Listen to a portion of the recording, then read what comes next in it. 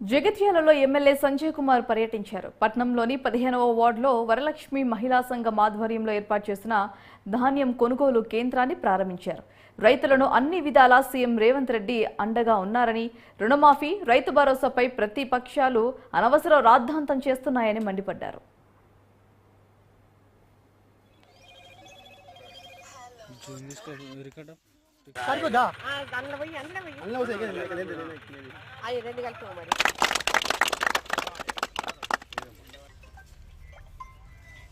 Number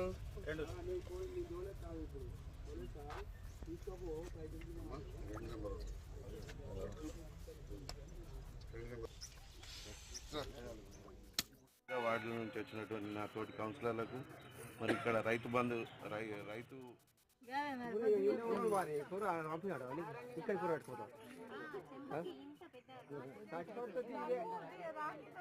Jagtial పట్టణంలోని శంకులపల్లిలో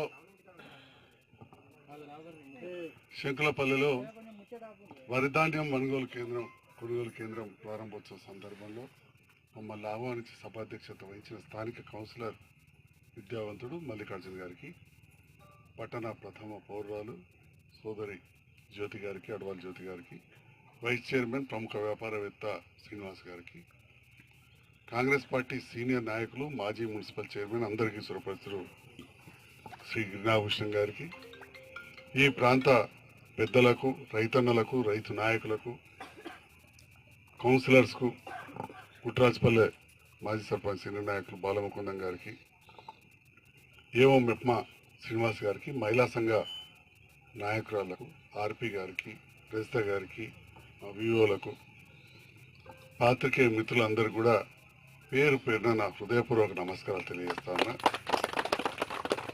ఈరోజు జాతీయ పత్రికా దినోత్సవ సందర్భంలో పాత్రికేయ మిత్రులందరూ కూడా నా శుభాకాంక్షలు.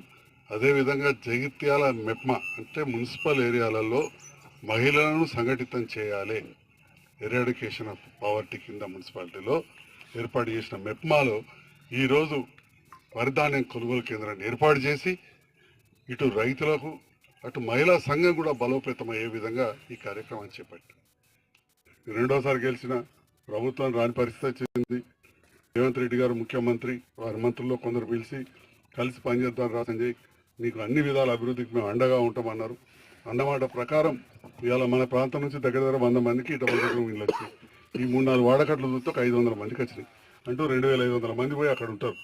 మరి వాటి కోసం దగ్గర 35 కోట్ల రూపాయలు మంజూరు చేసినారు.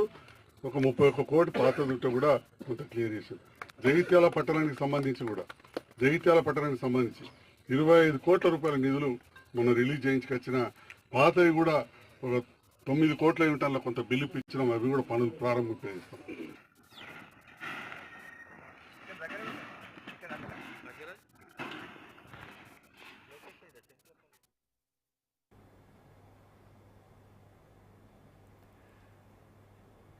పల్నాడు